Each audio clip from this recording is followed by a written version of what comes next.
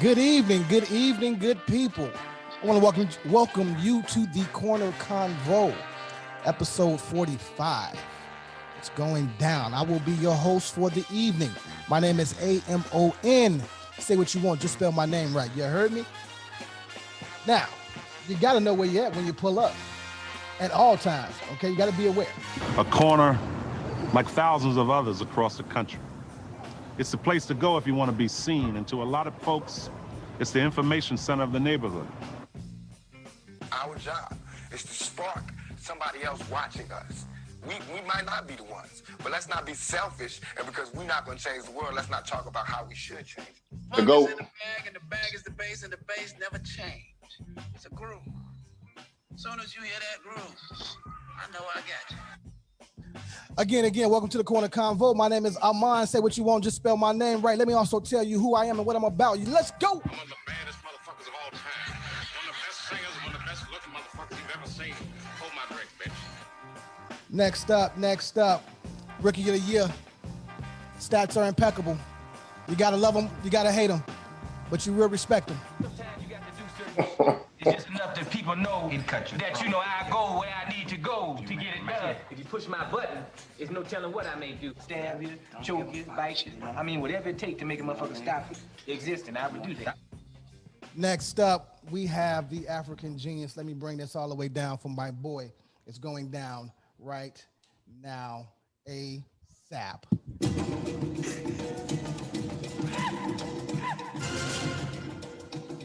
I'm an African genius, but from now on, you will refer to me as the African genius. I'm an African genius. I'm an African genius, but from now on, you will refer to me as the African genius. What's up, brother? What's clean, up, boys. Just get you going, boy. Clean and crisp. Now, next up, we have the big fella, Big Stace. You should see his face every time his intro comes on. I think he waits for it. He loves it. He loves being last. Let's go ahead and run it. You better go somewhere with that black power shit. You know that shit gets no play in this ride. You better go somewhere with that. It's what you want, You better go somewhere with it's that. what you need, we got You better go somewhere with that black power shit. You know that shit be the king. What? I'm still gonna be the king. Okay. I'm still gonna be the king. Fuck out of here, man. What's good? Yeezy, What's to it? damn. You know what I'm saying? Listen here, man. Been an interesting week, and I know Dion is ready to just go ahead and get right into his sports package. Okay, we're from Chicago, right? We're happy about the NFL draft. God damn it, you see it. It's like I'm gonna drinking invisible fucking beer, man. This is crazy. Yeah. It is. Let me see. But before The magic glass.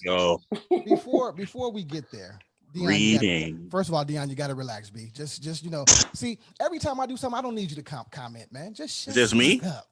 Is this me? Yeah. Both for McKinday's cup, though. Both for There McKinday's you cup. go. Thank There you. go. I know what I'm doing Nice. over here, man. Anyway. No, you don't, obviously. Yeah, I'm good out here in these streets. Now, let me ask you this.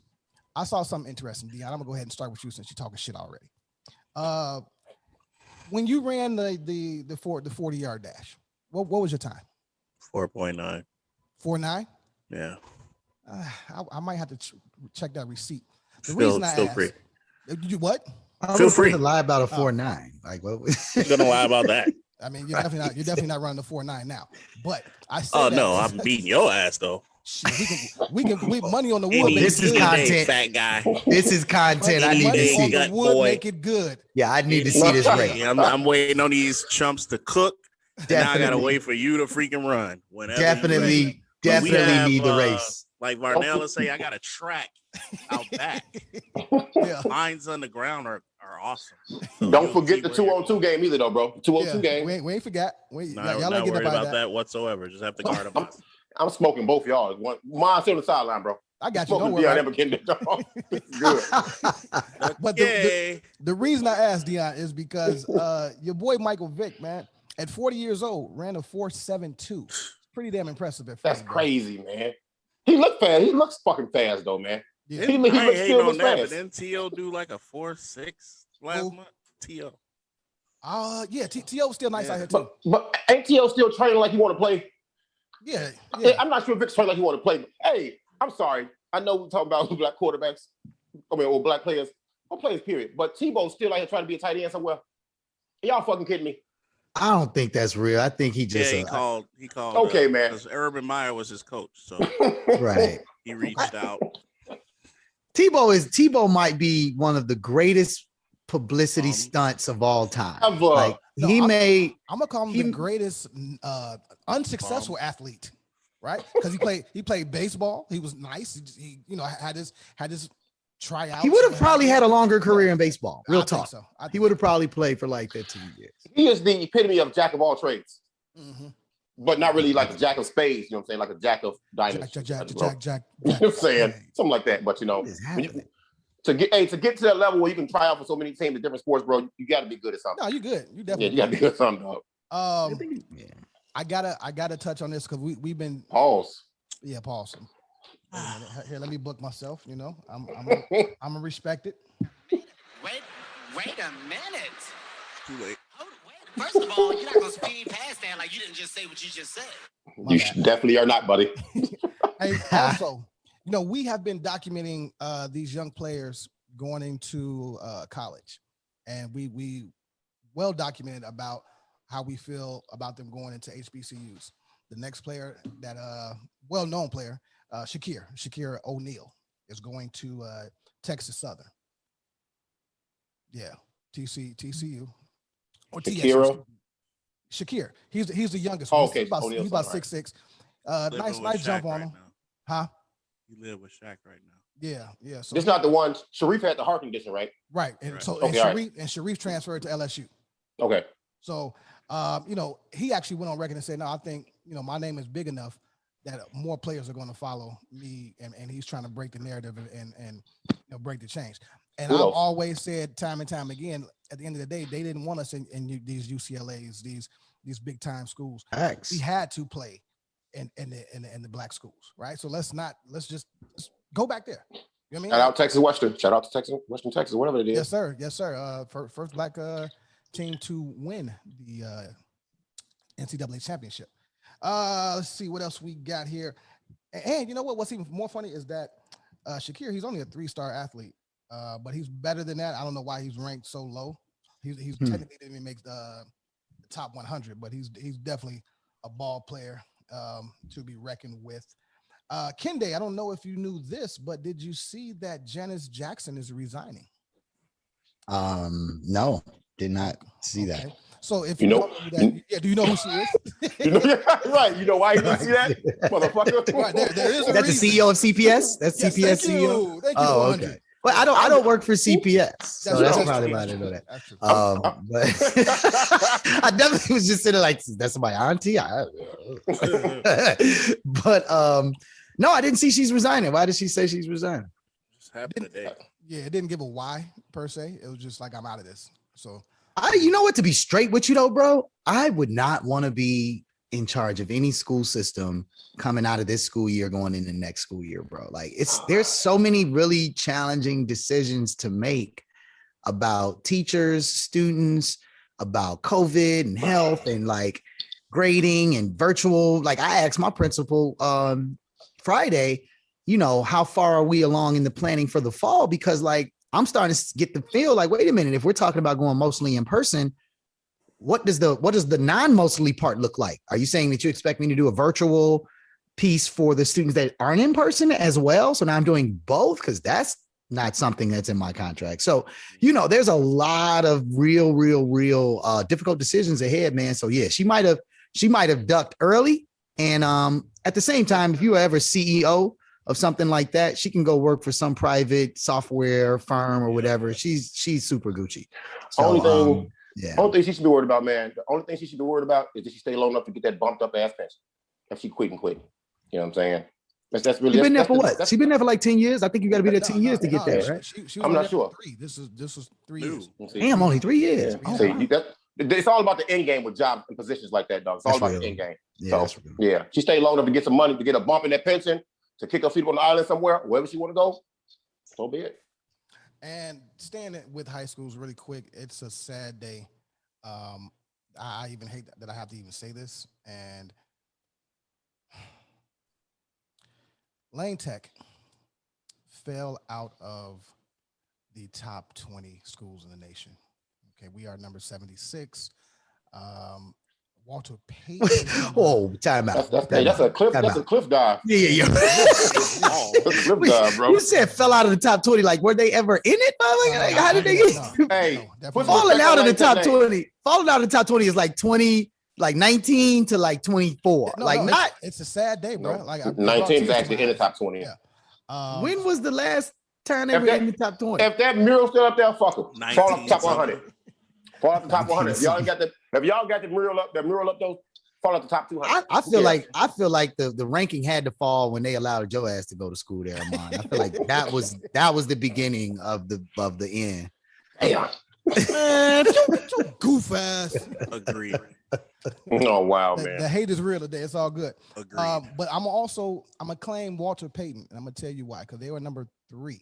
Okay, my little brother went to Walter Payton. He was the first. Miles? Yeah, he was first graduating class at Walter Payton. He also set a bunch of records playing football there, and so I get to claim Walter Payton. So that's what's up. Yeah, I had an old teacher.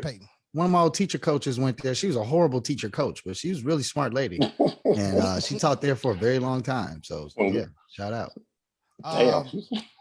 And real quick, as far as Black excellence, Kende, you might want to even speak to this. Eric Williams, owner of the Silver Room, is now opening the Bronzeville Winery at 4410 South Cottage Grove.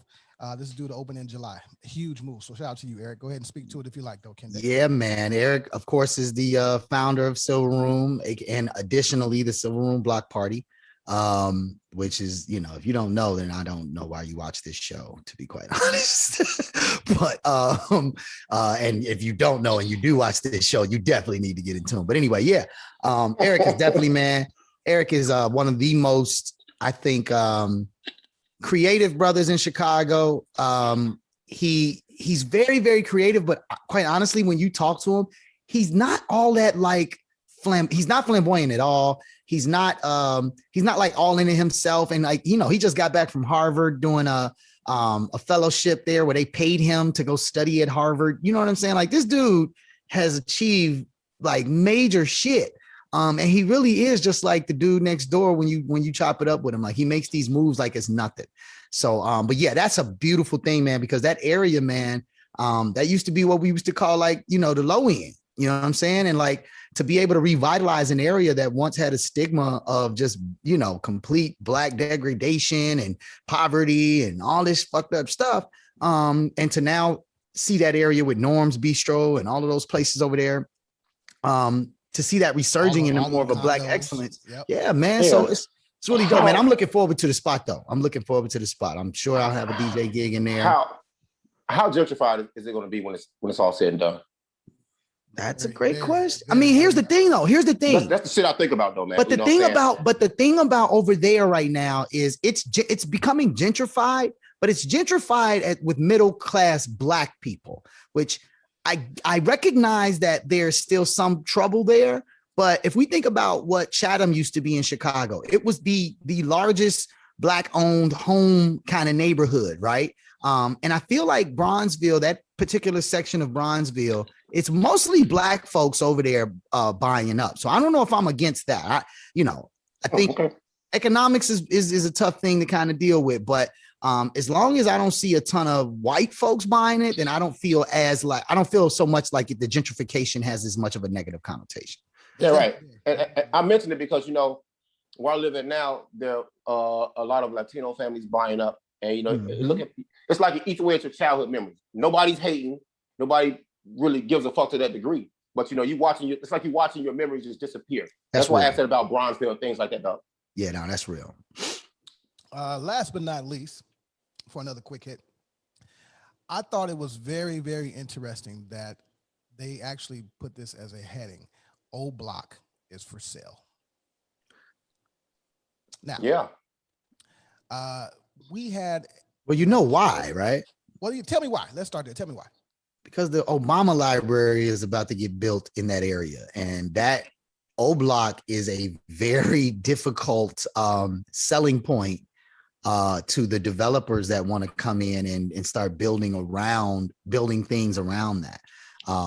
And additionally, home ownership, dude. Like I was looking at a place right around the corner on 60th, and yeah, trust me, it's definitely I'm not specifically. if you get over there. Oh, you tweaking. That area is about to be the new Hyde Park. Like you're really tweaking if you don't understand that. The 60th Street, 60th from King Drive, you stupid. 60th from King Drive to the lake, all the way to about 67 over the next 5 years, bro, is gonna look like a whole new, it's not even gonna look remotely like to Abasi's point. If you grew up over there, you're not gonna notice anything from your childhood memories, dude. But that's why. It's definitely because the Obama Library is about to build. Now it's building over by the lake, but that King Drive extension is still, right on the edge of where people are going to be buying homes and people are going to be trying to establish businesses. So yeah. I have one question before I move forward. Can you guys tell me exactly where O Block is? 63rd and King Drive. 64th and 65th. No, motherfuckers. Dion, get you out of here. I remember we had an episode. We had an episode of this motherfucker. We did. Where we talked about the death of King Von. Yeah, please look it up. Please look that shit up. And I began to tell a story about that area. And Dion said, "No, Dylan, come here. Bossy don't know rap. He's fucking up what O Block is." I had to shut up. He had his 15-year-old come in, and say, "Hey, O Block is this, O Block is that." When you Google O Block, it's going to tell you. Matter of fact, fuck all that.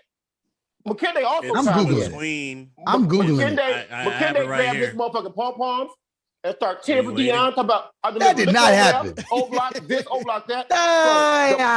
The Parkway Gardens. Parkway, right? But that goes from 63rd all the way to 65th. Yeah. You Google the map of O Block. I agree. O Block. It goes from where to where?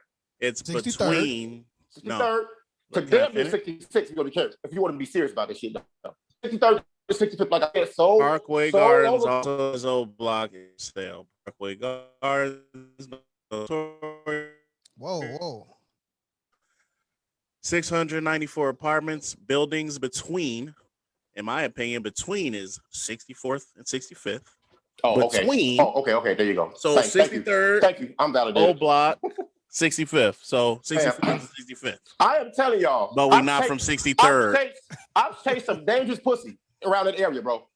I know what O Block is. Hey, I didn't know it was called O Block when I was delivering liquor last summer. This lady pulled up and I pulled in the little joint.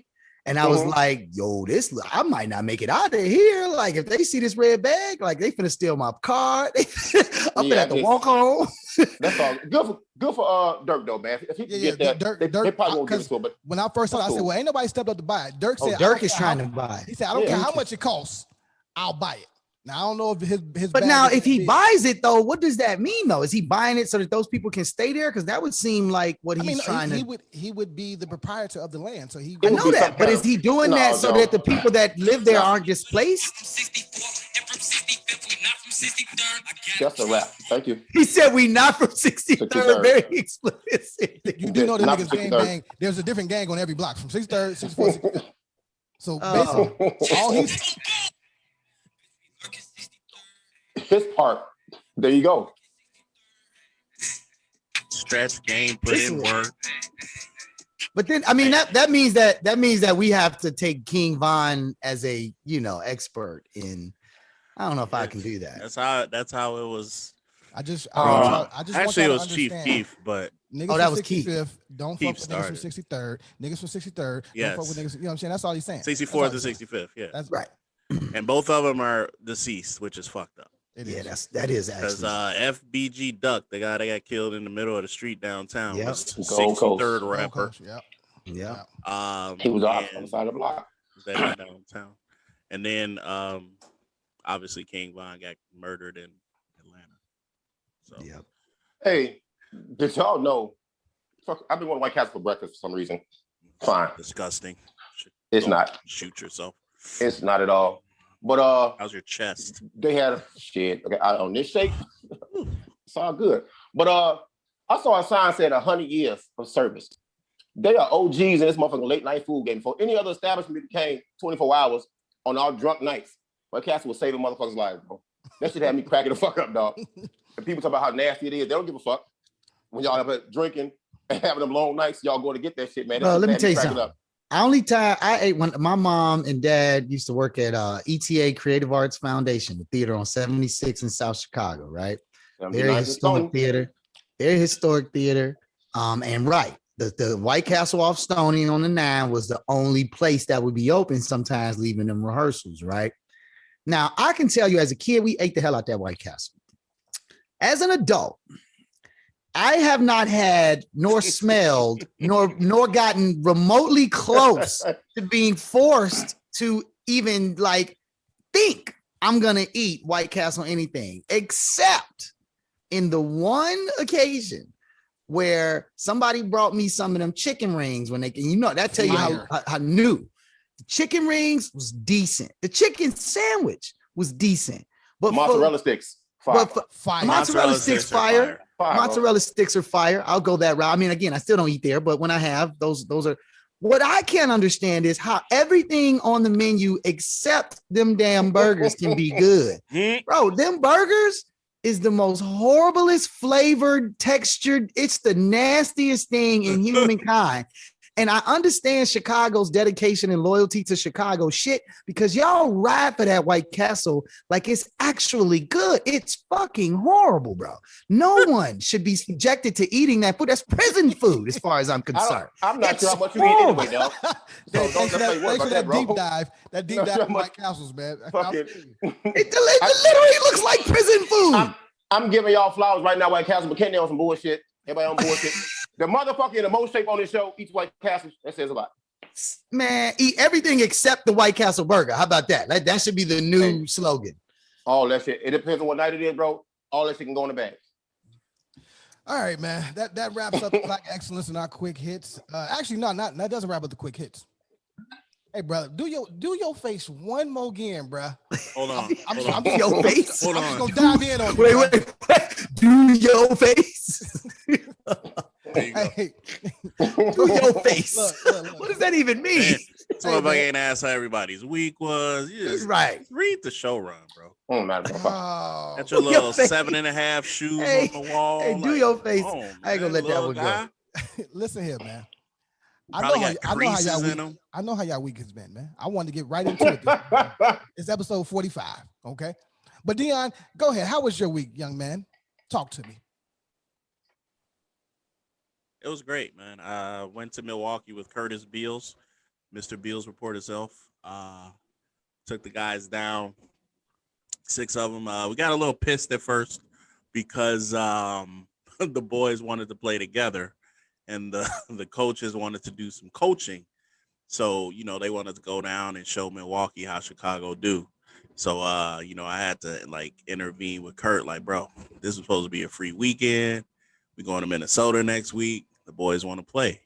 They get on the field. They won, but it was, subpar winning. But it was a good – but they won. Because, they go down there with their chest poked out. And it was a little cocky.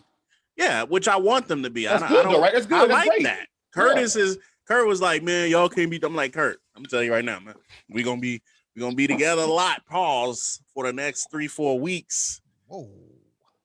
They gonna be cocky. I don't want them to not have that edge because to me, confidence is a part of the game. If you're not confident in what you're doing, and you go out there with no confidence or your coach tells you to calm down, that's going to hurt you in the long run. So I told them, hey, my coaching style is y'all are better than them. Chicago is definitely better than Milwaukee, and we saw that. No offense to Kurt, what they doing, but my guys are better than them. And that was Saturday. What happened? That was So basically, Indianapolis got canceled, which kind of screwed us, which is why the boys were kind of pissed because, and here's the picture. Yep. Put it up. Where are we at? Hey, there you go. There you go. Okay. Yeah, so that's all of us. Y'all look like a strong flag football team. Yeah. Just put a uniform on them and then see what's up. So it was a good time. We got some practice in. We leave for Minnesota this Friday. That's a 1-day trip. We should be back Sunday night, and then we go to Michigan and Rockford as well. So it's a good way for them to get some stuff in prior, but I'm looking forward to it. Also, I wanted to shout out to the corner, my corner Convo fam for helping me out with my guy DeMonte and sponsoring his entire trip. I got something for you guys that he sent over specifically for you. Hold on.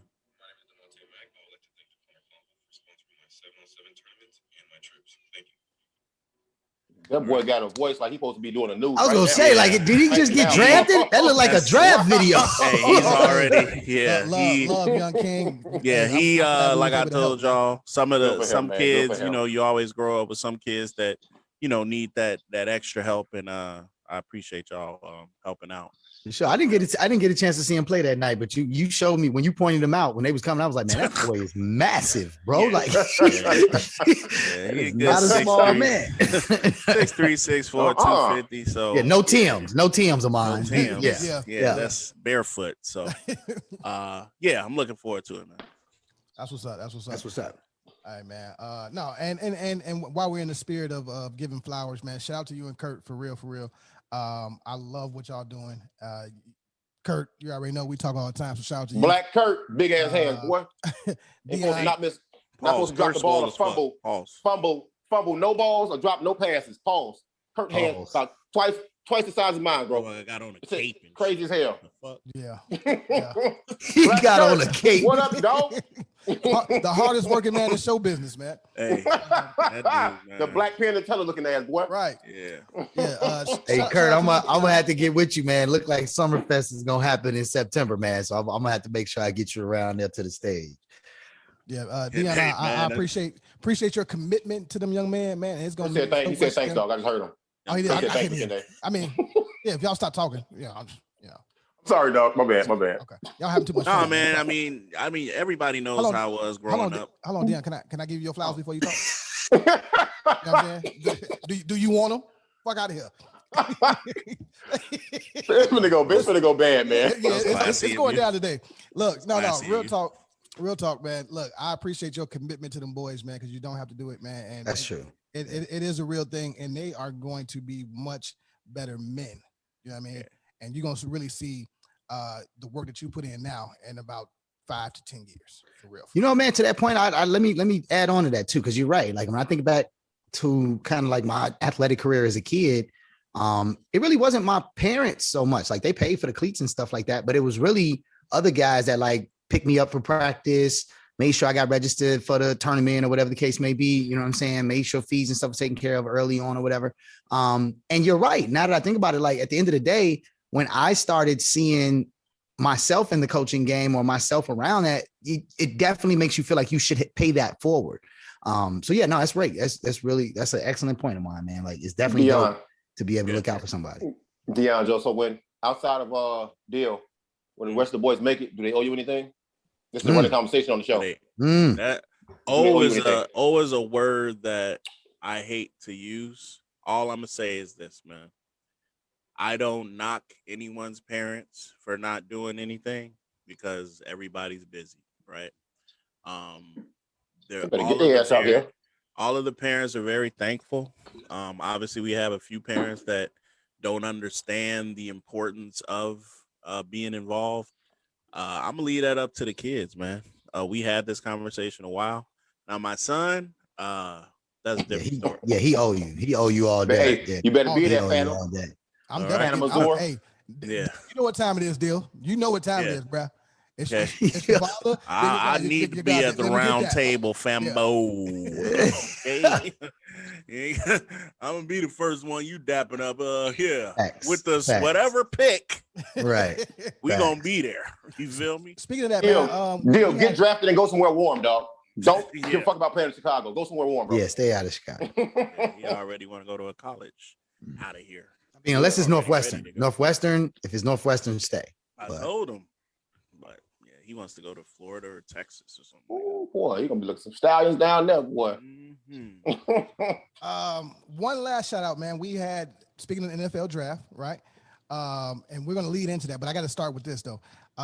Tony Fields II, my wife's cousin, first cousin, got drafted by the Browns, so that was dope. You know, he was at Arizona, and then he transferred to West Virginia, I believe, and now he's a cornerback. He's nice, you know. So we will see what happens. You know what I mean? So shout out to young Tony, man. Good work out here, brother. Good work. So when y'all start acting brand new, we gonna know why, huh? Yeah. Hello. All right. Now, dealing with the draft, let's get right into it, fellas. We may have made the best decision I've seen the Bears make in 20 plus years or more, right? 70. I think that our pick for the quarterback is a black young man. It speaks volumes because I've always felt that the Bears organization never makes the right pick. You said that specifically on this show, like you're on record as saying the Bears will never have a black quarterback, and it's so hilarious. And hey, they proved me wrong. They heard the podcast. Fuck you, mean? Good job. Oh, okay. Good job. No, Virginia McCaskey's in a coma. She doesn't have any clue that this happened. And she's also trash too. Yeah, she has no idea that they drafted a black quarterback. She's completely clueless. They keep telling her the other guy is the quarterback. She has no clue that this dude is on the team. Black person she remembers Lovey. Yeah, she thinks he's like the number one fan. That's why they gave him the number one, so they could trick her. He's the number one fan. He's not a quarterback. Let me start with Dion, man. I know you locked and loaded, man. What you got for me for? I was. What's his name? Justin Fields. Justin Fields. There you go. Yeah. Justin Fields. Dylan and I have been watching this gentleman since like freshman year in high school. Luckily, with the internet these days, you can see.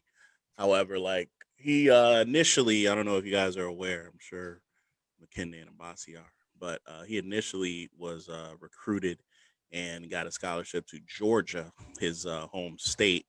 And the show that we were watching him on was called QB1. So basically that show, they follow 4 high school. Yeah, I've seen that. Yeah. So one of the guys were there, and he pretty much took them to the championship. So Justin was like getting intermittent playing. So he's like, man, I got to get the fuck out of here, which he did.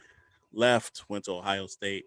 And that's choice he could have made. No, that was the best decision he made. That's what Garnett brother played too, right? He played at Ohio State, right? Correct. Yeah. Which is Michigan's, so rival, rival. But I initially I've been saying this, that the Bears did not give the GM and the head coach a extension. So I'm like, are they really gonna be cool with Andy Dalton? And their job is on the line, because when you don't get an extension, that means you're getting fired this year, done, bro. This is your last year, so you got to go into the season Trump tight, or you're a wrap. And I'm sitting there with Dylan, and we talking to Curtis or somebody. Man, I look at the screen and I'm like, Bears on the clock. What, did you just do a bump of cocaine? My bad. I wish I did that. All of a sudden, all I heard was a loud inhalation, and then your face came on the screen. Do y'all know what the fuck police do on the off days? Is a hell of a drug. We are liable to do anything on off days. Wait, my bad. I didn't mean to cut you off, Dion. That's just stupid. Cool. He meant to cut you off, dog. You owe him one. No, I was like, okay, is a hell of a drug. You use that a lot. So I saw this logo in the bottom of my screen, and if you watch the draft, it means like you're on the clock, and the Bears had like 10 picks to go. I'm like, Dylan, what the did they fuck? Why is they on the clock? Yeah, exactly. And then they switched over, and then they said, we have a trade, man. We started going crazy. We posted that shit on the story. Then they shot to, but then it was funny because they shot to the white dude, Mac Jones. I'm like, bro, I will literally go to prison by shooting them if they draft this motherfucker. Wow. And they went to Justin's, and his whole living room was empty. Like they left. McKinley has another thought. I thought they was going to pray to thank the Lord Jesus that they are getting drafted. But no, man, I'm extremely excited for this young man. I can't wait for him to show his skill set. We finally have something to look forward to. Even though we watch the games, bro, now it's like, man, we got something to look forward to with a young quarterback. My question is, how long before they put him on the field? I say Andy Dalton throw an incomplete pass. Hey, Justin, let's go. Here's the thing. He's a black 0 for 1. bro, and black quarterbacks bring so much to the game at this point, right? He could be primetime television. He really could. He has that kind of ability. Oh, he's gonna get the Bears are gonna get national. Yeah. As soon as he starts just because of the market. That's why. I was gonna say they've been national because of the market. Yeah. There's the market. Several depressed ass Sundays beat miles on. The reason the NFL only schedules 8 of those Sunday night games is for situations like this. Right. Justin's probably not going to start the beginning of the season. Which, exactly. That's certain people. But, after the 8th game, actually 9th, because it's 17 games, it might, I'll say really quickly, man, I had the same experience, man. I was just on the phone, dude, chilling. All of a sudden, I didn't even have the volume on. I was just like doing some other shit. And then I saw the Bears thing and I was completely confused. I was like, did I miss like 15 picks in like 20 you don't seconds? Expect it. Like what happened, right? Like, so then I see, I'm like, Bears are on the clock and I don't even have enough time. And that's when they show Mac Jones. And I was like, oh my God, here we go. Like I was doing the same thing, losing my mind. Then they pan to Justin Fields' crib. And the entire living room is emptied out, bro. There's not one person in the living room. He comes walking back in on the phone, looking up at the camera, not happy, bro. He was not excited. When they finally say the pick, everybody in his living room starts clapping and shit. This is what he did. He's trying to be professional. That's his professional face. Bro, every interview I've seen since then, bro, is like, yeah, Chicago Bears or whatever. I'm a quarterback or whatever. All right, cool. Yeah. He does not want to be here, bro. It's all good, bro. But I will say, I called Dion. I called y'all on FaceTime because I couldn't believe it. I was 100% stunned. But I mainly called y'all because I thought y'all saw the living room empty and how hilarious that was. But I will say at the end of the day, man, it's definitely exciting. He's definitely not I don't think he's gonna get much tick this year at all, unless Andy Dalton gets injured. I think if Andy Dalton gets injured, then he's got to come in. But I think they're going to treat him like a rookie quarterback. I think they're going to do him, and to be very honest, straight up, and Mabasi, and you can probably speak to this, Dion, I'm sure you can too. They say that coming in as a rookie quarterback is one of the hardest things to do in terms of adjustment to game plan, speed of game, etc. No matter what college you went to. That being a rookie quarterback is a real hard adjustment, and throwing a motherfucker right in the fire could have the opposite effect on his development. You know what I'm saying? There are some Peyton Manning. There are some exceptions to the rule. I'm not saying there's not exceptions. I'm saying most of them though. If you look at every year's rookie quarterback that started, like there's also a long list of people that Ryan Leaf. You know what I'm saying? There's a long list of people that completely crashed and burned. That list is longer. I'll say it like that. But trash QBs. But y'all had a surprise reaction to the draft. I had the exact opposite reaction. I was in the bed, not giving a fuck on what the Bears did, bro. Who gives a fuck? You know what I'm saying? But I guess it's a good thing they drafted a black quarterback because people have been saying for years the Bears don't draft black. They don't draft black. So guess what? We're gonna draft black. He just happens to be the best option at QB left as well. So you kind of forced to take it if you really want to save your job or turn the franchise around or not look like complete fucking morons for the Bears are in football purgatory, basically. But you know the best part? The best part is Mac Jones is going to turn out to be the new Tom Brady. I don't know. But that'd be fucked up. He in the right system, though. And if you know what? Fuck all that. Justin Fields runs like a 4-4-4. Yeah. He's going to need all that shit with that trashy O-line. Unless they fix that shit up. They drafted O-lineman. They drafted O-lineman. Just let somebody go. Just let somebody go. Like somebody Leno Jr. Yeah. Leno, yeah. So the rookie, they're starting a second pick. I don't believe in shit I can't see. Get on the field and produce. Then I'll get excited, bro. Y'all got to stop looking over the second to be in line. If Dalton fuck up, you got a Super Bowl winning QB right behind him. Are they gonna leapfrog Nick Foles? Hell yeah. I don't know, bro. God damn it, absolutely. Why y'all putting Matt Nagy does not like him. Why y'all putting faith in the Bears? They let y'all down every year. Perennially, they let you fuckers down. I'm not putting faith in them. I'm just excited to see something different. So what y'all also okay? So there's 16 GMs. Out of half of them, they had Justin ranked as the very top quarterback. Like he was supposed to go number 2. He is going to play before game 6. You don't draft nobody at 11. You don't trade up to get somebody now. They did that. They didn't do that with Aaron Rodgers. They didn't trade up. He just was there. When did Mahomes get drafted? Tom Brady too. When did Mahomes get drafted? He was late. He was like 20 something. Yeah. But he started and he sat a lot behind Alex Smith, right? He played the last game. He played like 1 or 2 games that year. He got what? Okay. They're in the same situation. I just don't see Justin, especially here, bro. The pressure.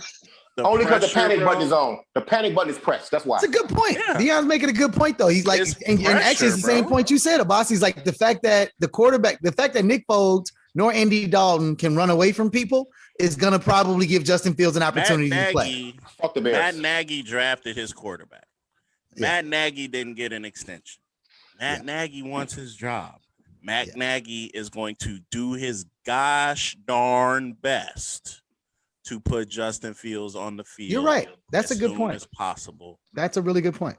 He needs to show something different. 2 linemen was huge too, and they already are going to start the rookie. So I'm just excited. I'm looking forward to it. Oh, yeah.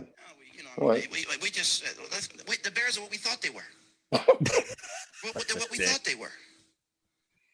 Such an asshole. That was pretty fucking good. That was a good one. That was. I definitely give you points for that. Fine. You knew it was coming. You knew he was going to talk about it. So I gave you that. All right.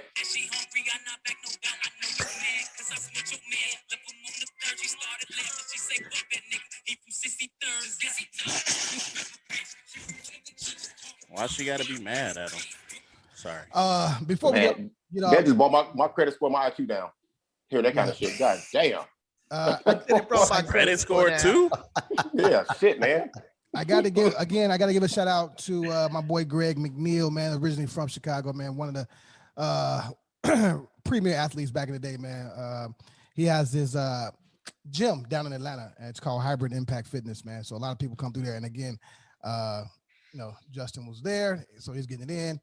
I'm gonna have him on the show one day, man. He's doing his thing in his entrepreneurial bag, and it'll be a good conversation to have.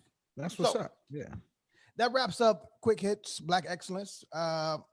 Let's get right into our guests this evening, if you will. Let me go ahead and just give you a little backdrop on the guests. Backdrop or intro? Like biography? Say backdrop.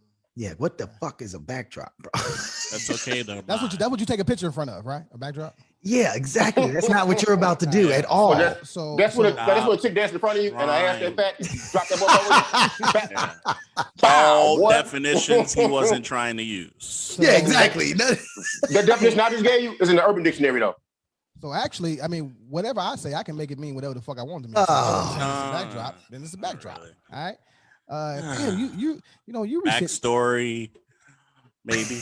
Maybe backstory. Backstory, buddy. I'm gonna go background. When we hoop, I'm busting y'all ass. Shorty's in the club. She need the backdrop on me. Stop.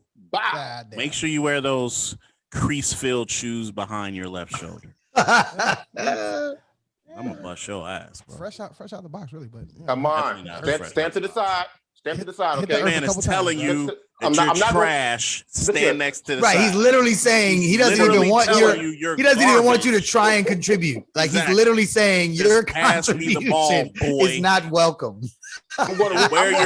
Wear your master cigar shirt. I'm going to relive hoop sweatshirt. McKenzie and Dion. Wear your cigar sweater. You could be the light skinned red arm back, and he could be Bill Russell. So what y'all saying is he on some give the ball to Will shit, huh? Yeah. You're definitely. You're definitely Carlton. Hold on, Joe. What we going to? What the game going to? Oh, it's 10, it's an easy 20. 11 by ones. Yeah, 11 by ones out of there. Amon, look here. I'll give you 10 points. I'll give you 10. You can score 1. All right. I'm giving Dion 5. How is your teammate? How is your teammate shitting on you harder than me? No. You will not score. You will not score on McKinney. Yeah, mine will not score. Saying that mine will definitely not score. Mine will. Bossy, I will block one of your shots at least. I might just dunk you, bro. All right. I might just dunk you, bro. Hey, I don't give a fuck. D1, 2, or 3. That ain't happening. Oh my god! I'm giving him a tween. I'm giving McKinney up top. Tween cross snatch. Right pass. You know what's funny? You know what's funny about all that? That sounds like a video game that you play, not real life. Exactly. He believes that bullshit. You boys ain't got no That's the problem. Anyway, man. You ain't snatch. Get the hell out of here, boy. You ain't snatch. You go snatch. Snatch your ankle after it fell. Yeah, right. Oh shit. Snatch You're gonna be like Rod. Remember Rod? Right. Call them people. Call them people. Let's roll. All right. So let's go. Candis Ridley, okay. She's been in education for the last 20 years. She's the founder of Hope for Achievement, which is a resource hub for families in need of specialized services with a heavy concentration on children with special needs. Candis holds a bachelor's from WIU and CSU. She obtained her master's from GCU, so a whole lot of U's, goddamn, and has begun her advancement towards her doctorate in special education. Now, Candis is a member, of many organizations within her discipline, okay, and looks forward to impacting students near and far in families, that are close to her. Without further ado, I want to bring her on, okay, and we're going to celebrate her today for the work that she's done, and we're talking about something that, in my eyes, doesn't get enough light, okay. It does not get enough light when we're talking about kids and special needs. All right. So let's go ahead and let her in today. Let's go ahead and clap it up, clap it up, clap it up, clap it up, clap it up, clap it up, clap it up, clap it up. Wait a minute, hold up, wait a minute. Ladies first, ladies first. Mute. Ladies first, ladies first. Ladies first, ladies first. I need you to unmute yourself. Unmute. I'm here. Hey. What's happening? What up, Brody? What up? Killer Cam. Welcome to the Corner Convo. Welcome to the Corner Convo. Thank you for having us. No, it's a pleasure. I'm glad that you're able and willing to speak about this. It's a very, very serious topic. So I've already introduced you about what your resume is. You got a lot of U's with all your doctorates and PhDs and degrees. I can't see. Yeah, I don't know how many. First of all, that's just too many U's. You've been in school too much. All my life. Yeah, it's too many. It's too many. Let's start with where you're from. I was born in New York and I'm raised in Chicago. Born where in New York? Let's get into it. Niagara Falls, New York. Niagara Falls. You're not even from one of the boroughs. Boy, you stupid dog. All right. So Candice, can you tell our listeners and people that will be seeing this what you actually do for a living and what your goals are and everything that the work that you've put in thus far? I am a special education teacher within Chicago Public Schools. This is my 20th year of teaching. I started off teaching in a Christian school, and then I worked my way up to the public sector from general ed to special education. I'm also the founder of Hope for Achievement, which is a nonprofit organization, a resource hub for children and families with special needs. Shout out Happy Teachers Appreciation Week. Yes, you know what I'm saying? Yes, it is. Okay. You're a teacher? I'm taking tequila and wine all week. Right, exactly. I got you. So outside of being a teacher, you're also a parent. I am of a diverse learner, as they call it, or a child with special needs. Yes, and with special needs. Okay, diverse learner. So I think I'll kind of want to start with what are terms that are used that aren't good or aren't acceptable. Like I feel like it changes all the time, right? I mean, everybody knows the one that you're Bro, never supposed to use, right? that shit changes more than the LBGTQ plus community. Oh my God, bro. Okay. Plus. So as a parent, where do you stand with that? And as an educator, where do you stand with that? Only the obvious, I think, rubs me the wrong way, or when they say my child is special needs, because that's saying he is something that he can't get rid of or she can't get rid of. When you say he has a condition, that's something you can either grow out of, or it doesn't have to be attached to who you are, because he's a person first. He's Cam first. I see the student first, then the disability. Okay. So is it okay to use disability? Yes. Okay. Cause McKinney had said something earlier, and we were trying to figure out. Yeah. What No. I teach this. He gonna put me on blast like that. Way to go, man. Damn. He can't wait to get somebody canceled out. He just gonna throw me clean out into the situation. And he know Candace know where I live. Like, come on, man. Janice, I can vouch she did say that. You guys can't really say disability. No, I did. He gave the word. I did. So this year I had to teach a social justice class. And one of the issues that, I wanted to talk about was this concept of students with special needs. And in the process of like doing research, I found that people were saying that they were using the phrase different ability. They weren't using disability. There was some conversation about this idea that dis had a negative connotation to it, whereas a person just with different abilities. So I've been using that term all year, but I asked the bossy, like, yo, make sure I ain't say nothing crazy out here. Like, because I mean, to be honest, as all the years I've been teaching, it's not even so much about the term changes. It's about the fact that we really still are way behind in our approach to education, as it's still very like secondary. You know what I'm saying? And so it's like you really do find yourself as a teacher trying to, like, in some cases, I think you try yourself, well, I'm doing my best, but in reality, it's not just the teacher's fault. Like, the system really has not looked at this issue or looked at these issues in any real way for making sure, especially in virtual learning space right now. So yeah, I did clarify that though. It is true. So there's systematic racism in that as well. So when, I don't know if you really want to go into tune with that, but that plays a lot in it, and it's all about funding and money. So if you take away disability, right, you can use those funds that's allocated to children with special needs, other abilities and different abilities, and you can justify taking away that money from those who need it the most. So that goes into a whole nother sector. I use the word disability because it's to term a specific group of people. You know what I mean? So when you say, you use the terms that you've stated, and I've heard them, but it's all about allocating those funds somewhere else. That is a great point. I had not considered that like that way. Right. Excellent point.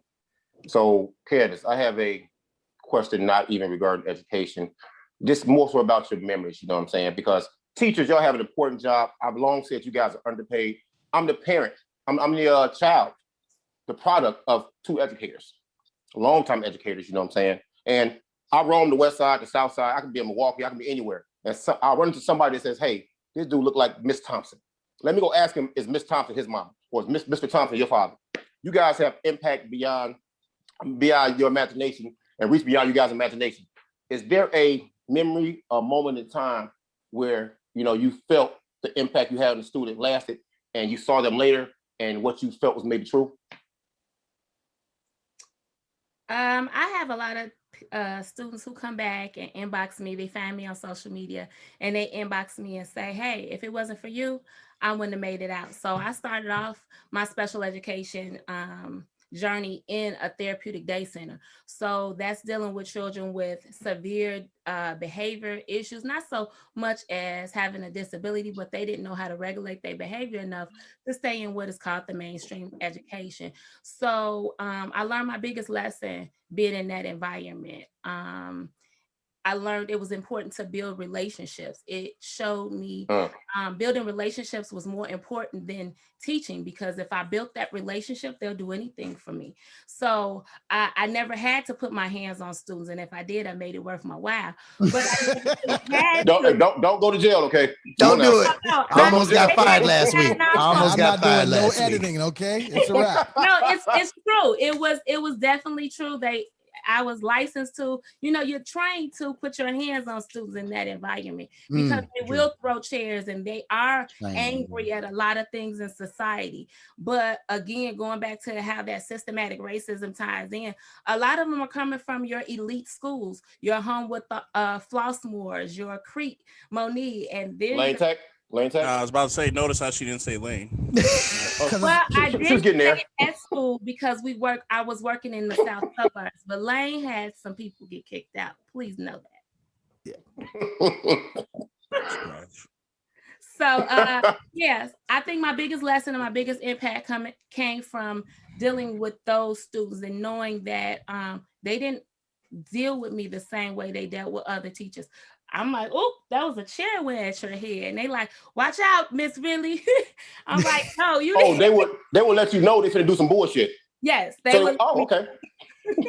Candice, because you had mentioned you had started in regular learning. Did Cam's birth like spearhead your interest in going into special education?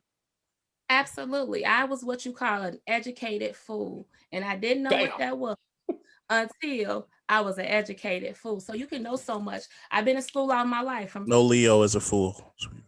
That's true. But from, you know how they say, the old folks say, you so smart, you dumb. So I started off in preschool. I haven't left school since, right? And I saw the signs, I need to get my child tested. But I knew all the things that I needed to do, but it's just having like the alphabets in a bag, you don't know what order. So I think that I transitioned to learn to be a better parent, not so much to be a better teacher. And I ended up being both, because I was an ass as a gen ed teacher. And I see it today. Yeah, I might still be right now. I think it really is. I think it's so we had this conversation off camera, right? Just this idea that this is not a topic that people talk about, even when they talk about education, right? And we know, I'm sure you know, right, that there's a lot of initiatives out there. There's a lot of initiatives for people to become special education teachers, administrators, etc. And I just feel like in my 9 years of teaching, I really haven't seen the needle move that much. Like I've seen some small, very minuscule kind of adjustments, but we really are not talking about this in the same way that we talk about a few other things. Minuscules are 3, thanks, Dion. No problem. So I guess I want to kind of hear from you too, because you're in a PhD program, if I heard Amon's intro right. You're studying basically at the highest level of education. And I would assume that some of that, I know it's research focused. I know that PhD is all about research. So I kind of want to know about like what your research is now and what what you hope that research, what kind of impact it can have on education, particularly when it comes to special needs. I'll be frank. Yeah, absolutely. That's the only way to do it on the show. That's what we're on the corner. Okay, I've learned absolutely nothing different. Really? I've wasted a lot. The accolades is for you people. You guys love accolades. You love the PhD and the MS, the letters, the name and M.Ed. You guys like that, right? And it opens doors that wouldn't, automatically be open. Oh, she has a doctorate, right. But all of we should listen to what she's saying now, right? Let's open our ears to what she's saying. But I think that the bulk of who I am as an educator and the bulk of who I am as a parent came from trial and error and experience and being in the system and not of the system. So what would you like to see advanced then? Like, what would you like to see changed? I would like to see the approach to special education change. So my organization is Hope for Achievement, and the HOPE stands for helping others pass expectation. We limit children's abilities and what they can and cannot achieve, right? So I teach special education inclusion, and it's not a competition, but I have a gen ed teacher and we're teaching the same thing, and my students are outscoring gen ed students. Tell me how. Because we're limiting what they can do. Yes, my students can do equations and inequalities and expressions and all of the same math that 8th graders and 7th graders do. I just have to get outside of my box and be creative in my approach and teach them how error is okay. Yeah, I make mistakes. So I want you to see my mistakes. I think you did that wrong, Miss Really. You're right. I did. My bad. And they have to be comfortable in that. But we have this, oh, I'm the teacher, I'm superior, and it doesn't make it normal for them. So I think that I want to take off the ginger approach and let them be. Let them be. I have a question for you. Yes, sir. Is there a space for parents to go and communicate and have their own community dealing with a child with a disability? Right? Everybody doesn't deal with this, right? It's more. I don't even know if I want to use the word popular, but again, it's not as talked about, but it's more.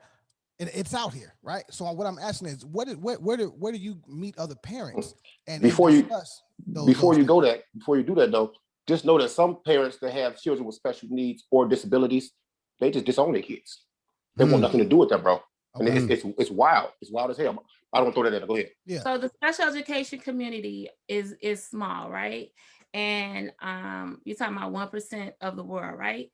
But then you have less than half that keeps their children. They put them in therapeutic centers and they put them up for adoption. It's rare that children remain at home with their families. And when they do, they hide them because society makes it not okay. I've been on vacation. My son goes everywhere. He has a passport. He has more stamps than some adults, right? And I'm not more than me. Maybe not more. He got more than me. No, he definitely got more than me. I'm telling you. That's for Africa. I mean, he has. He looked up like, who y'all talking about? Me? Right. Yeah, that's you, Killer. Yeah, Killer. Yeah, we see you. Don't worry about it. He's flying is what he does. That's his joy, right? And I expose him to everything. So if it's Florida, if it's Atlanta, wherever I feel like I want to take him or I think he would like, I'm going to take him. But I've also been in those places and they say, well, why don't you come on special needs day? Why is he here with us regular people? So you got to realize this world isn't kind and they don't give a damn about a disability. So I have to equip my son and make sure he looks good, he smells good, and he is good because a lot of children with special needs, they don't get that. Nope. They don't get that treatment. They have on Walmart specials. They hid it in the back room. You just know Aunt Pookie got a child with special needs and he in the back. Now, also having Killer Cam, right? I can't. I would be remiss if I didn't ask you, right? How has having Killer shaped you as a parent, as a whole, and all these years? Has it changed you? Made you better? What has it? What has he done for you? That's for both of y'all, actually, not just Cam. Yeah, for sure. I would say for me, like I said, I hit the floor running. I had no choice, right? So sometimes it's hard and I'm not speaking for Abasi, it's hard for fathers to get with it, right? And I didn't have the time. So his parent, mainly his mother, was very instrumental in kind of helping me navigate the system and get started. But it changed me. It made me kinder. It made me understand. And it brought me down a notch to what was the word I want to use? Acceptance. Really acceptance. Overall acceptance. And then I can see it, right? So they can look fine. I can look and mom has a disability. I can tell. And I can see it. Not you, Amanda. Wow. Oh, yes. No, he definitely does. Definitely does. That's fair. I'll take that. I'm crazy. But not even just looking at the outside, but looking at behaviors and patterns and things like that. So it made me very keen and sensitive to what I wouldn't normally be sensitive and keen to. What was funny or what was tolerable is not so much tolerable anymore. I think Dion, thank you for introducing Bossy to that. I would love to know, Abasi, how you felt, right, as a father, a former athlete, and then you have Killer Cam, and what were your thoughts? How were you feeling? Was it First of all, Cameron is an athlete. Okay. He is not. Not. Mm. Hey, To the Special Olympics, he was hey, we go tear that shit. We tear that shit up every year. Well, you know what? He does the Special Olympics for CPS yearly, and his dad's there. That makes him an athlete. Yeah, his Playing, competing in a sport makes him an athlete. It's literally the definition of it. You have to be honest about your kids, okay? You goddamn right. Their athletic abilities. Okay, that's different. We're not talking about his abilities. We talking about That's different, right? He competes every year. That's an athlete. I know a bunch of garbage athletes. You see me getting to the matrix. No. Yeah. I don't know who be more tired after Special Olympics, me or him, me from cheering or him from the running. You know what I'm saying? We're doing the same thing, but I have on yellow today because May 1st was I can't put these two letters together because I'm from out west. I hate putting them together. GDD. Forgive me, everybody. You know, it's all good. It's all well. Global Developmental Delay Awareness Day. Okay, and it's a day where children like Cameron are acknowledged by the masses. They're acknowledged every day by parents and people in the know in the community. So you know, it's just a day for the public. We see you day, basically. That's what I call this. We see you days. You know, we know you there days. So what is global developmental delay? Global developmental delay is when you have a significant delay in 2 or more areas. So for Cameron, his is fine motors and the other is speech. He's nonverbal, but he understands everything you say. Everything. And he got attitude. So yeah. I need you to answer the question. Like, what was that moment? What was that moment for you? To me, it was a moment of realization. I didn't know it first, bro. First of all, I didn't know how to be a parent to my first child. I didn't know how to be a parent of a child with special needs. Secondly, I didn't know how to be a parent of a child with a special need that was more rare than an already rare community can have. I didn't know how. So I give Candace credit for doing the leg work, taking off running while I was miles behind and trying to get my head together, because it's like, as a male, as an alpha male, you want your firstborn to be everything you are and more. Mufasa and Simba. That's what you want. You want him to take over the land. You want him to take over wherever the fuck Lion King was when you're gone. Africa. Well, the name of the place, bro. Madagascar. Whatever, you know what I'm saying? You want them to be able to take over, man. And when I realized what my son would deal with, I instantly thought about how cruel the world was. And I became angry. I ain't gonna front. I became angry as fuck. Anybody that looked wrong, I felt like my man, Makai Fife and Paid in Full. Anybody that owed me money, looked at me wrong, I'm gonna fucking get them. You know what I'm saying? And I had an attitude for years, dog. For years. He was chasing down buses of mine. Bro, you get this work, bro. Believe that. Meteor Man? You was out there, Meteor Man? Bro, it was real, man. It was real, dog. But then it taught me to harness my anger. So I can be mad now, and only a few people can see it. To harness my anger because the focus was him. But I thought I knew love before him. You know, we all call ourselves being in love with people and material things. When I realized how much protection and affection and care Cam would need, even though he's high functioning, it taught me what the fuck real love was, bro. I've never been in love with a person like I love my son. I don't care how crazy it sounds. I've never been in love with a person like I love my son. He know it, and he takes advantage of that shit, man. But you know, it was common to a degree. Yeah, he's spoiled, right? He know that. Goddamn, he just left here doing shit he shouldn't be doing. I'm snitching too. I ain't gonna tell you mama what, dog, but he left doing a whole bunch of shit he should have been doing. You know what I'm saying? But it's all good. I'm the disciplinarian. I believe all that. Get out of here, bro. No, I believe all that. Me and Cam, we'll argue. Like Cameron acting up. He like, oh, what they do? What the fuck they do to my son to make him do this? Right. It's not his fault. Yeah, ever. I'm that parent. It's his fault. It's absolutely his fault. But like I told you guys at Claremont, the one time a teacher allegedly put her hands on Cameron, I was at that front door. They had security lined up, and Cameron waiting. I couldn't get into school. It was a she, but she was gonna get these good hands that day. I don't play about mine. Period. No, that's facts. Those are facts. Wow, man. I mean, I just really appreciate y'all being vulnerable and sharing. I want to shed light on this as much as we possibly can, because it's just not talked about, right? And I've heard both of y'all say the same thing, that this world is cruel, and I had to take a step back. I learned some patience. Hey, and that takes a lot for a selfish motherfucker like me to take a step back, bro. I am selfish as hell, bro. I'm not. I don't give a fuck. I am, Right. But yeah, it took a lot. I would say too, man. I think something to think about, man. And like again, just from a teacher's perspective, I didn't want to be a teacher, flat out. That was the only available job that would pay bills at the time. I had no intentions of continuing this career. And my initial, connection came from, like Candice spoke of, like you make those relationships, you make those connections with your students, and there was those relationships develop, and you see value in that, right? And they see value in it, right?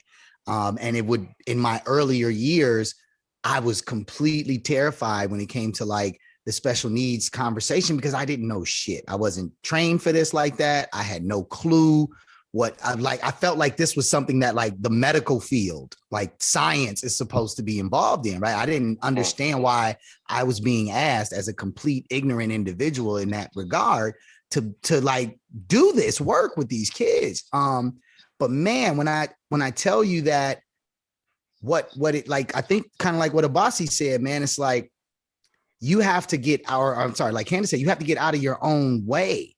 And when you the way things sound to us, if you hear a screechy noise on the chalkboard, you're kind of thought to cringe and be like, no. So if a student is speaking and they have a speech impediment and they don't sound like everybody else, you're thought to kind of, or you're taught to kind of cringe and be like, oh, something's wrong. Man, when you get past that, I've had some brilliant, like absolute genius children, like expose me to information that I would have never had. So it really is. I think it's an adjustment about how we think about what normal is. And then additionally, how do we continue like raising awareness? Because like you say, it is a rare community in a lot of ways, right? But that same rarity, when we talk about a rare community, there's a rare community of geniuses, right? There's a 1% of kids who are just, have all the knowledge in the world, or whatever the case may be. And so looking at them the same way, I think, is what we really got to start having that conversation, right? The idea of marginalization is really, really, really a problem when we talk about this. So yeah, no, thank you very much, Candace. I love you as a teacher anyway. And you always got that love. I will say I am sitting here trying to figure out how many times you can flutter your eyes in a 0.2 second. I've never seen anybody do that goddamn fast. That is rather extraordinary. I do how what you I do can. that. There you That's go. extraordinary. Killer, what up, man? Killer. Hey, you look just like a bossy too. You look just like your daddy. You ain't gonna never be able to shake that. Hey, you know what's crazy, Kende Joe, is you're a teacher now, and when you become a parent, I think it's going to happen. You're going to have to start teaching all over again. Yeah. You know what I'm saying? You're still going to be a teacher. I'm just going to hire Candace. I'm just going to hire Candace. I'm good with that. Bro, I know, dog. Big up. Yeah. So before you get out of here, hey, is it okay, Kende, Amon, and Dion, if you hit over here with the second question, see any thoughts on that before you move? Just so y'all know, our listeners know, it is Mental Health Awareness Month as well. But we would be fools if we didn't acknowledge a very important day that was May 1st. All right. So the actual question was, what role has society standards played in mental health, if any at all? Candace. What role has society? I thought she was froze. Yeah. Society standards. What role has society standards played in mental health, if any?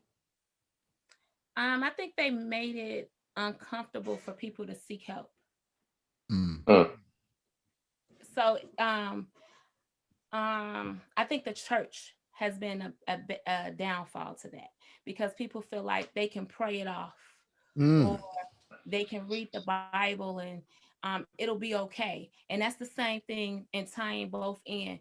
A lot of people don't seek help right away for their children because they feel like, I'm gonna pray it off. I mean, I had a lot lot of holy oil baths from Abasi's mother. And you know, it was olive oil everywhere, baby. You know, fry it away. You know, you could That's fry, hilarious. fry me when it was She ain't lying though. it was oil on everybody and everything. And I think that the church has made it where, oh, you could pray about it, give it to the Lord. But sometimes you need that professional help. And even if you want to go in the aspect of not denouncing Christ, but he created these things so that you can seek help from other entities. So make it okay. Make it okay to go seek help outside, because sometimes you need it. I had to seek help to deal with the fact that I have a son who's going to need support for the rest of his life. And prayer didn't do it, because prayer alone had me wanting to take myself out of here. And see, that's why I asked earlier, like, where's the safe place? Like, where do you go to communicate and get these feelings off? Are we talking to a therapist? Is there a group that, you know, that you go sit with and just bounce ideas and feelings and emotions off each other? Because I'm sure that it's life changing. Having a child by itself is life changing, right? So and then before social media was up and running like this, I had my friend. My friend is a licensed social worker, so I could. My other friend, she's a counselor, so I can talk to them. But it came to a point that wasn't enough, and I had to. Hey, look, I need to sit down with somebody who don't know me, know my situation, and can give me an objective viewpoint. But now you have Facebook groups, you have different organizations like my group, Hope for Achievement. You have Answer Inc. for children with autism. You have different organizations with a simple Google search that could put you in contact with different groups for your specific needs. So I think that's important to start there. And do you have somewhere that they can reach you or your group, emails, phone numbers, whatever, any contact information that you want to give out? Yep. Hope for Achievement. Hope, HOPE, the number 4, achievement@gmail.com is how you'll reach me immediately. And you can contact us on our Facebook group page, Hope for Achievement. Hey, quick question. Whose artwork is that in the back? Like, you know, I was going to get you. I'm an art junkie, so I got to know you did that. I did not do this, but a friend of mine. I did. You did. You did not. A friend of mine, I had a event, and he painted this at the event. His name is Paul P3, and he painted this at the event for us. That's super dope. Cam ready to kick you off the camera though. Cam like, look, man, he get down over there now. Yeah, you sitting there talking about me. You ain't got me in the conversation or nothing. Like, I don't know what y'all think this is around here. Like, you don't have any questions for me? Right. Yes, sir, Brody. Salute, kid. Right. We thank you for being on the show, taking time out of your busy day, through the virtual learning, through the I don't know what to call it, partial, or some kids in school, some people virtual. It's a busy, you're hybrid. There you go. It's a busy week for you. So I mean, it's important. Time is money, and time is important. It's important to us, you know, and we're glad you gave it to us. Yeah. Time it is. Thank you, Queen. You all day. You all right? They treating you good? Everybody always assume we treat him bad. What? Candace knows. He's a whole grown. Candace knows. Do y'all know what Dion puts us through? Do y'all understand? You laugh, Cam? You ain't saying nothing to me all day, Cam. I'm triggered, man. I'm triggered. See? My man, Cam know what time it is, man. To me all day. Candace, I'm good. I'm better. Thank you for having me. Thank you for having me. Candace, I heard you wanted some of this work. Uh-oh. On what? The cooking. contest. No, you don't want that smoke, Dion. Dion, you do not want that smoke. We're gonna thank you for coming out. God bless you and good night. Okay. You do not want that smoke, Dion. We're not doing none of that. Not even My close. second favorite podcaster. He knows who he is. He knows. I don't know. I'm not firm on my first one yet, but I am firm on my second favorite podcaster. Wow. Too funny, man. Too funny. I don't know how to take She that. can be a judge. Yeah. Bye, guys. All right. Thank you, Candace. Appreciate you. Yep, it's a wrap. Yeah, man. You know what? I just got to give her big kudos, man, because the areas where I fell short as a father, her working so hard allowed me grace and time to catch up and be the father everybody sees on social media or out in public at Jason's Deli or way up north, or just, anywhere with my son, man. And people, which is weird to me, people are complimenting me like, man, you look like you're a great father. What Chris Rock say? The fuck I'm supposed to do? Yeah. Right.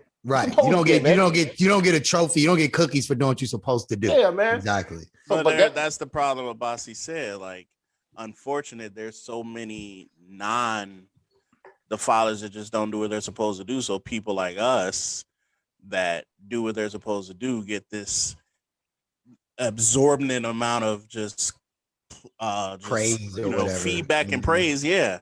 To where it's like, I don't really want that. I'm just doing what I'm supposed to do. I'm doing what my punk ass father didn't do.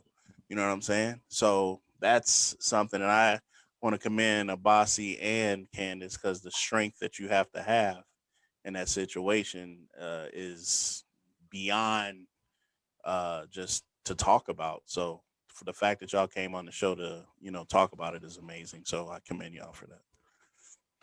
No, most definitely. I don't know how we shed more light on it. I wasn't even sure if my brother wanted to even, make this public, right, and talk about it. So I had to speak with him. He said, "No, man, I'm with it, no problem." Right? Sure, man. So again, yeah, but it's like Candace said, like if you treat it like it's some kind of secret, if you treat it like it's some kind of hidden information, then that's not helping anything. You know what I'm saying? That's the biggest problem to this day. Is like we still hide shit, and that's why a lot of us need therapy and don't get it, because we bottle shit up and don't deal with it, bro. That's why men don't go to doctors. So we got numbers. Shit. We got numbers, bro. This month we're gonna run these numbers about mental health. I've been on Google and in these books like it ain't shit. The numbers are astounding, dog. And I see why men are out here fucked up. And what areas are we talking? What numbers? What stats are you looking at so far? Suicide. Women are higher in anxiety by a long shot. Men, it's like 83% of suicide are men. Mm-hmm. So imagine the amount of people killing themselves. You know how the suicide rates are, and what time of the year they get higher. Just imagine most of those being guys.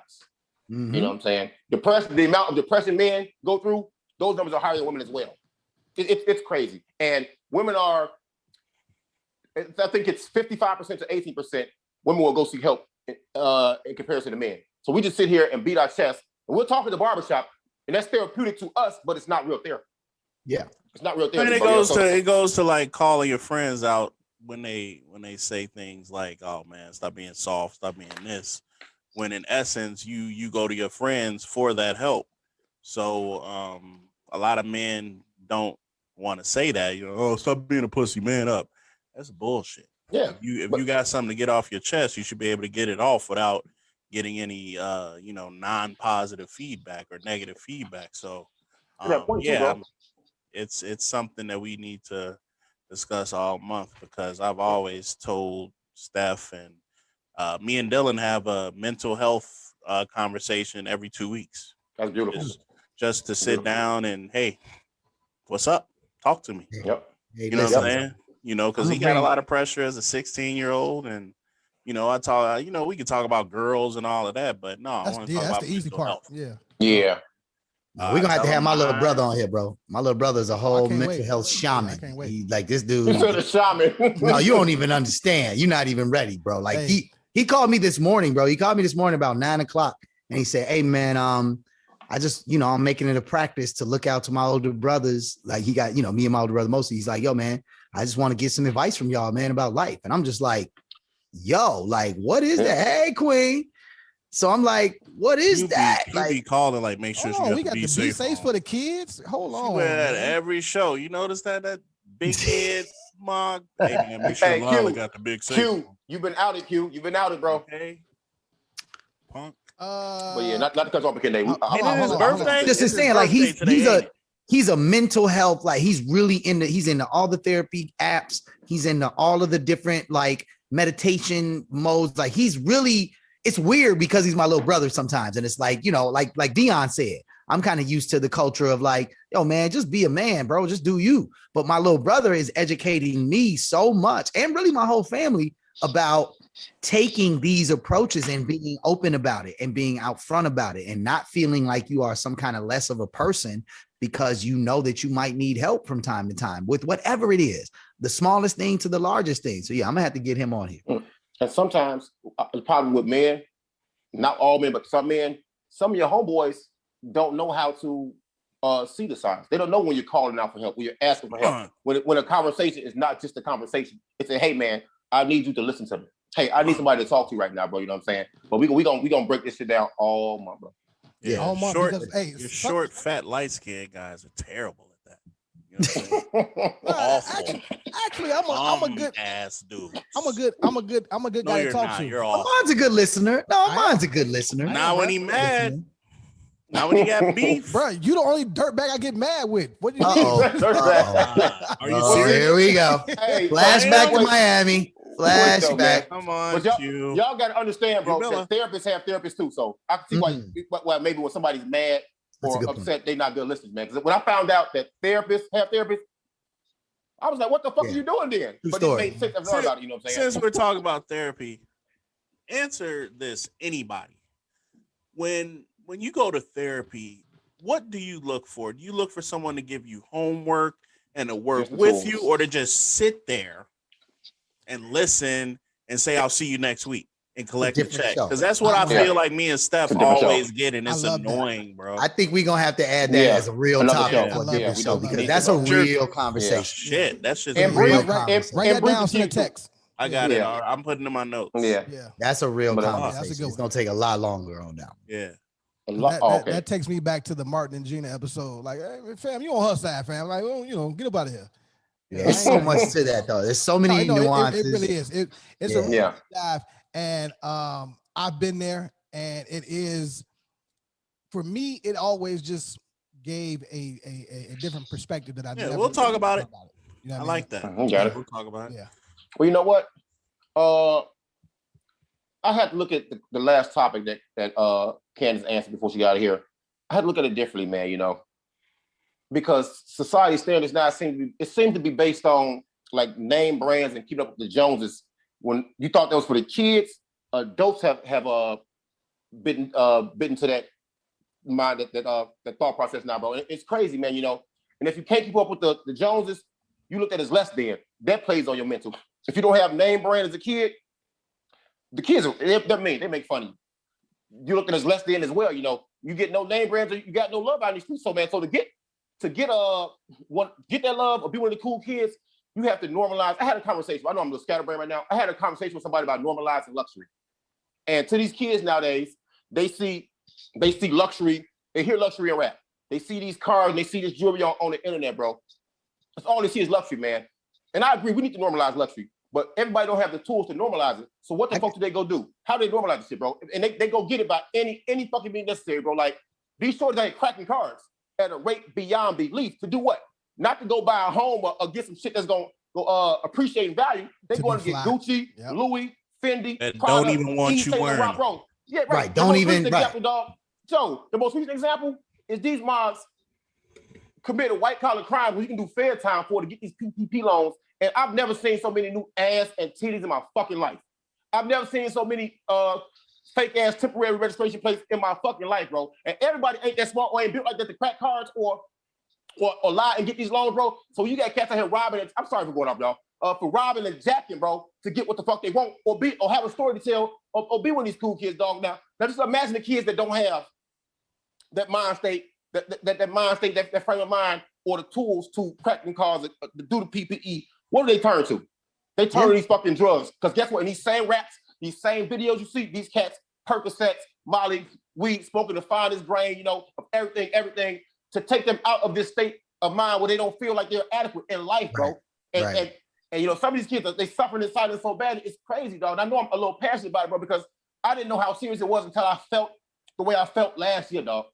I had never felt that. I don't want to feel that shit again. You know what I'm saying? So I see these little kids calling for help. Even at work, man. At work. Last night, I had a fight. Joe, when last time I had a fight at work? Oh, you had a fight? Like, a fight, dog. He thought it was a fight. Oh, he thought it was a fight. Okay. Right, yeah. Someone holding you back. Recognized it was just bedtime. Right. One guy was holding you back. Time to go night-night. Right. So, and when I got there, I realized this guy ain't right. This guy not right in the head. He's not right. Something wrong with something's off with him. To be proper with my term, I didn't know what, so I didn't say anything. His mom was speaking in Spanish. His sister was speaking in English. So dude started telling me, Joe, he used my favorite insult. He said, "You can suck my dick, Joe." I'm looking like, oh, me? I ain't said 2 words to you. I say, but anyway, I'm not gonna do that, man. But what's happening? What's going on? Talk to me. No, go talk to my sister, bro. She called the police. Y'all taking her side. I'm looking like, man, I ain't talked to your sister yet, bro. So in the end, his sister tried to go past him to go in the house. My man bum rushing. I step in the middle. I grab him. He turned around, Joe, knuckle up and swing. This shit start moving like the Matrix, bro. I'm looking like, boy, look here. All this training coming in the play, dog. I move the left hand, move the right hand, move his left hand. Great dog, it's funny as hell. It's on camera. My lieutenant watching like, are you moving his punches? I'm looking like, I didn't know I was doing it, but yeah. You know what I'm saying? So got him down on the ground. And he turned to a whole different person, dog. He's like, why am I down here? I'm looking like, okay. You put yourself down there. We're gonna get you up, get you some help, bro. No. He's saying like he's saying he checked out for a minute. He checked out. He checked out. Yeah. You know what I'm saying?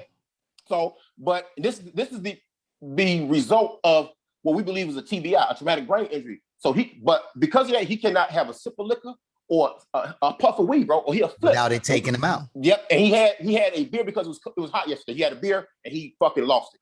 Why do people drink beer when it's hot? Because it's cold.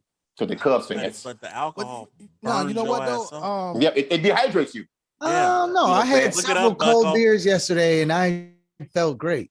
Look it up. But you're a genius though. You're a genius though, bro. Only African geniuses can do that. Yeah, you're a genius, bro. Physical philosophy that doesn't work that way. Look it up. No, I'm super into it. With guzzle beers when it's 80 degrees. I mean, maybe not guzzle. Because the mental health thing. Or cervezas. Sorry, no offense. Hit the button, dog. Hit the button. He see next me. person cut him off was getting shot. He see me. No. I was just saying that. No, I get what you're saying as far as TBI. Mental health has hit my family directly, and for a long time I didn't understand it. Right? I used to say, nah, this isn't real. Can't be. You just playing. Right? But it's a real thing. And when I took a step back and I started doing my research and looking through a different lens, again, I changed my outlook on it. I changed my outlook on it completely. And it was some real things that can happen with a person with mental health issues, right? And certain things can trigger them. Like you say, alcohol sometimes, it may be weed, it could be a conversation, it could be you just really, it could just be a day. Know. It could be that day. Yep. No, man, we gotta. I think this is the perfect month to do it. I think we gotta extend this conversation over the next couple of episodes. I think it really is. It's such a dynamic. We will. And it's such a dynamic topic that it's impossible to hash it all out all at once. For sure. I ain't right. gonna hold y'all on it, man. Real quick. Did y'all answer the topic though, or no? Everybody got it. Everybody got the topic though. Yeah. Right. Yeah.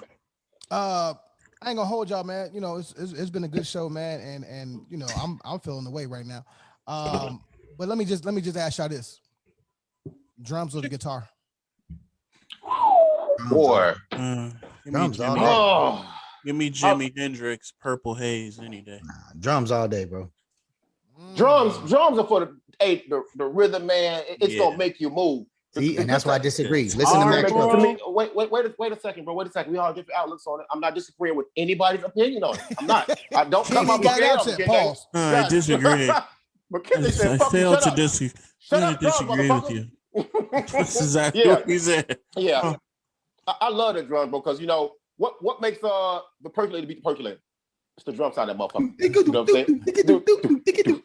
saying? That's probably a guitar low key though, making that noise. But the you know what I'm saying? The guitar, who doesn't like a guitar? A great guitar. Yes, bro. It's great. I can't choose. I can't choose, bro. I can't choose. Give me both of them. I'm a riff guy, and I love the give bass. me liberty or give me death. My fault. Go ahead. So with the bass and a guitar, man, I think in my mind I can play the beats in my head. I can play the drums in my head, but when he get to what would I go? Making that motherfucker hum, bro. Yeah, they make the motherfucker hum. Any Curtis Mayfield song. Shit. storyline, the storyline is in the guitar. The storyline, the emotion, presidents. Yeah, the emotion comes from the guitar, right? Because it tells that story. It gives you that whine, it gives you that cry, it gives you that feeling, right? But what I would challenge y'all to understand is that there's a drummer named Max Roach, and there are other drummers since him, but Max Roach is a jazz drummer. He understood how to use the tone of the different toms to give you that same melody. Because what basically the difference between drums and guitar is melody. You don't typically get a melody on drum set because it's like Abasi said, it's like the lay down of the tempo. It's supposed to give you the groove or whatever. But the guitar tells you the story. The guitar is telling you whether somebody's happy, whether they sad. You get that emotion. Talk that shit, can they talk that shit, bro? But I'm gonna tell you, there's drummers out here that understand how to do that, and they understand how to do that with certain pitch and toning. So yeah, I'm a drummer, so I'm obviously fall on the drummer side. And I ain't gonna lie to you, I tried to play guitar. That shit is hard as hell. I don't understand how this thing. I don't understand none of that. So, it's funny you mentioned drummer because I'm a drummer. Yeah. No, I definitely am, and you're welcome. You're very welcome. Funny you mentioned that. It's funny how Questlove from the Roots, like he's a DJ and then he could just head over to the drums on Jimmy Fallon. Like, you gotta be a freaking like that's not easy, bro. You know he's every person's audio file, right? Like file at the end of anything is they're addicted to it. He is the audio file of the century, man. That dude is addicted to sound and music. And got a movie coming out too this summer. It's it's a 70s summer fest, and he directed it. I just think he's a cocaine everywhere. Come on. Yeah, it is the cocaine, weed, everything. But cocaine, that guy is the 70s. He's a very underrated guy as well. So I'm looking forward to seeing that movie. Little tidbit: allegedly, Janet Jackson is stepping down because guess what? Guess whose money she's fucking up? Lori Mo. Special education money. Oh, she had 44 people step down because of that. 44 people walk with, bro. These motherfuckers always gotta get. I heard it. They always gotta do dumb shit. It's wild, man. Hey, man, I'm gonna tell you though, man, that this year, if there was ever a year where special education fund, just in general, not just funding, just like, bro, this has been the most difficult year, hands down, when it comes to that department, period. Just so many considerations that you can't accommodate virtually. And so it's interesting to hear that she took the allocated funds for that and didn't it. Yeah, that's like nobody would see it. Yeah. Like I have to read more, bro. Like that's pretty incredible. That's man. Well, she must forget it's haters everywhere. When you think someone's not hating on you, there are 5 people hating on you. You know what I'm saying? Kende, let's talk about this background before we get up. Oh yeah, my bad. I'm gonna tilt my screen over. No, that's not gonna work. Hold on, man. Whoa. Is that Morgan Freeman? Whoa. He said, podcast, I'll pay you when I feel like it. That's what I get. So hey, this man, Joe, he looked like he showed up without the money. He looked like he owed them some money and showed up without that shit. My man in the back looked like, he finna get it right with the square. He gonna light this shit up. What the fuck, man? My man with the arms folded, bro. My man with the arms folded. He the gorilla, bro. He like, man, he said the wrong thing. Give me the word. I'm knocking him out. For sure, bro. And why is this nigga by himself? First of all, Joe, where's your squad? Come on, man. He don't need that Samuel L. right there. What you mean you ain't got the money yet? Nigga, you best be coming up with my cash. With my cash. Exactly. Hey, you know he's strapped too. You know he's strapped. He ain't coming solo. He's supposed to be scared of you. You know you done fucked up, right? 100 young fucking years in a joint. All right. And furthermore, feel like. How long has Miller Lite been around? God damn. Fuck. Fuck out of here. Does that say Chicken Gizzard Lounge? Chicken Yard Lounge, bro. Chicken Yard Lounge. Chicken Gizzard. Oh, yeah. Chicken Gizzard was OC. Chicken Yard. Because that's what we ate back in the day. Yo, it's a photo from the Checkerboard Lounge, Chicago's version. It's one of Menace Society. Yeah, it definitely looked like that. Like that, I thought it was hilarious just because like you can see the facial expressions is so ranging, right? But yeah, it's basically outside of the Checkerboard Lounge, the original Checkerboard Lounge in Chicago, where the Rolling Stones used to go see Muddy Waters at. And yeah, I agree. I feel like bro is definitely saying, because you know what's super funny? I couldn't do two pictures. There's a second picture to this where the dude, the main guy right here, like this middle guy who's real upset. Yeah, he's closer to the dude in the hat. Like, and he looks like he about to swing on this dude. Like it's a very like switched aggressive pose to his situation. But yeah, no, it's definitely old school Checkerboard Lounge. I'm gonna try and throw a couple of Chicago classic clubs from back in the day in here. Forget the Click in the 50. Oh, I can't forget the Click. Definitely can't forget the Click. E2 before Chicago Club. Nah, I ain't putting E2, man. No E2 on there. You ain't gonna have no good pictures of that pop up. That's man. E2 was the spot for a while until it was, bro. It was. I remember. I mean, that night. Murdered. Yeah, that night. I was supposed to be there. That shit's crazy. Everything go. Is that a new device? Closeout song for you guys. What? Hold on. I'm assuming it's Chief Keef. What you say? Hey, McKinley, did you upgrade the device that's in front of you? Got a microphone or a phone stand or something, bro? Oh yeah, no, this is my old school my mic. sure boy, this motherfucker, boy, go ahead, boy. That's the one he used to use all the time. I couldn't use it on the old computer. I had to get a new computer. So yeah, I've upgraded. Yeah. Man, go. I got it. He like a boss. Like, God damn it, I'm the only one with that microphone. Right.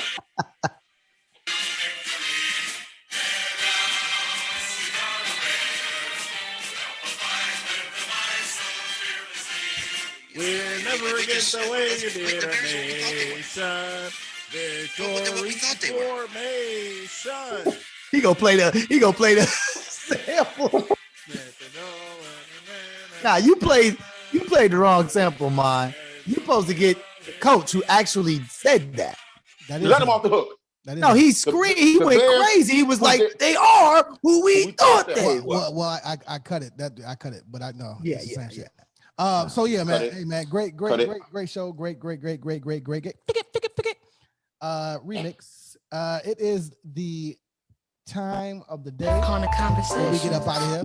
We also want to thank all of our subscribers, all of our listeners, all of our watchers.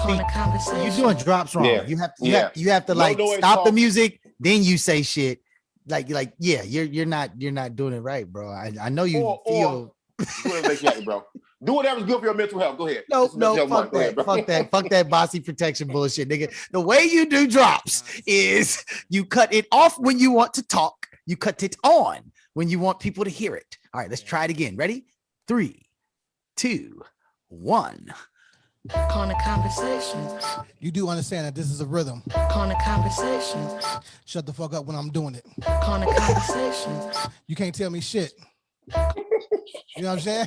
Like, except now you did it right. Now everybody can. I'm doing it the same way. Fuck out of here. Anyway, no, you were not. I definitely was. But Deion's been in the gym. It's all good. Probably not. 2-on-2s is coming up shortly. We out, man. It's the Corner Convo. Yeah.